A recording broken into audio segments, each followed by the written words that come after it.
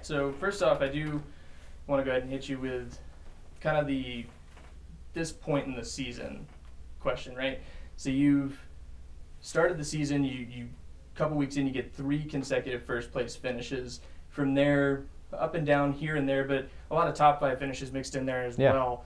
Talk me through your season to this point. Well, clearly it started off really good. And going to Atlanta Motor Speed, well, even before Atlanta, at Daytona, the Daytona 500, I was leading that race in the closing laps and ended up getting crashed out. But super exciting to be able to lead the Daytona 500 in the late stages of the race, and then to move on to Atlanta, Phoenix, COTA, pick up 3 wins in a row was something that I'm really proud of, and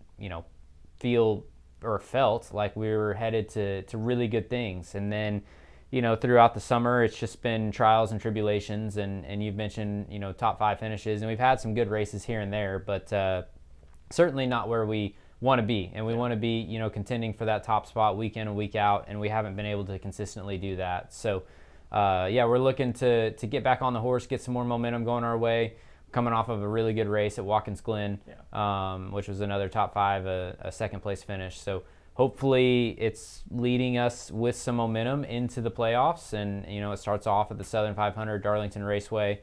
It's a great racetrack for me.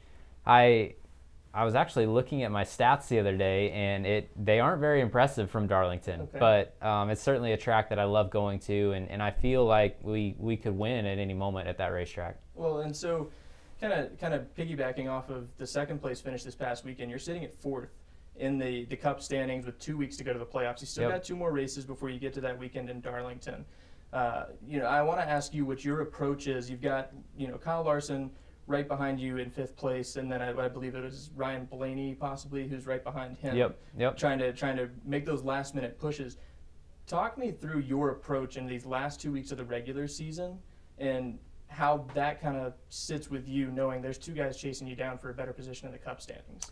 Yeah, so our format really comes down to playoff points, and that regular season standings, the where you finish pays playoff points. So everybody's fighting really hard for every position they can get in that regular season standings. And Ryan's making a good push towards the front. Myself and Larson are tied for that position.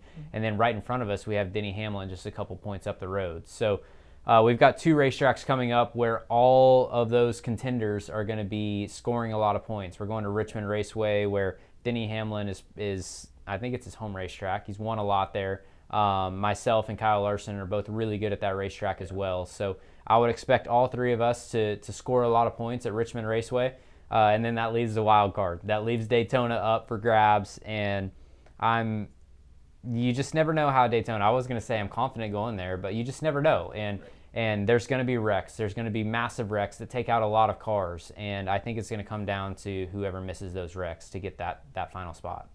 So heading into the postseason, do you have any major concerns as you get there? I mean, what are your biggest thoughts and things you're focusing on as you get ready for the postseason? Yeah, so I will be honest, last year was really scary, and it was daunting the way that the schedule laid out. We had Atlanta Motor Speedway, which has transitioned to a super speedway nowadays, and we had that in the opening round. We had Talladega in there I think that was in the round of 12.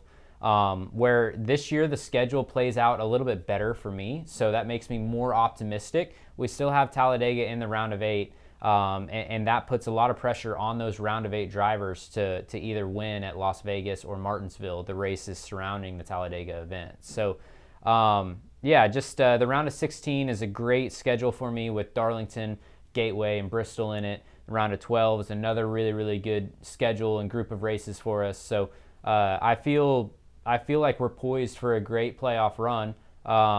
It's just about going over there, dotting your I's, crossing your T's, and making sure that you execute the races. And driving for Joe Gibbs Racing, I feel like my Camrys are going to be plenty fast enough. Just got to do my job driving them. And so you kind of hit on some of the positives heading into the postseason. I want to go a little more focused on Darlington now. It's the track too tough to tame, the Lady in Black, whatever you want to call it. Tell me about the things you love about going to that track, and then it's a 2-parter. the adverse of that. Yeah, what I don't let me hear like. what you don't really enjoy about the Darlington racetrack. So I love the challenge that Darlington Raceway presents. It is such a hard racetrack to run laps at, let alone race at. But you have to attack that place carefully. You know, it's super slippery. The tires really lose a lot of grip over the course of the run. You have to put the car right up by the wall to maximize your grip through the corners. And it's a very, it's a tough race because you have to manage a lot of risk. And so I love Darlington from the aspect of it's super slick. You have to put it right up against the wall, and it really tests the driver's car control. What I hate about Darlington Raceway is how hot and demanding and physical it is. It's just, it's a grueling event. And I guess it's more of a love-hate. I hate it because it's hard to do, but I also love it because it separates the men from the boys. And you're not going to fake your way around a Southern 500 victory. We see the cream rise to the top at that event, and that's because it is such a long, hot, grueling race, and only the best will survive. Yeah. Well, and let me ask you this finally. You've won a Truck Series championship. What would a Cup Series championship mean to you?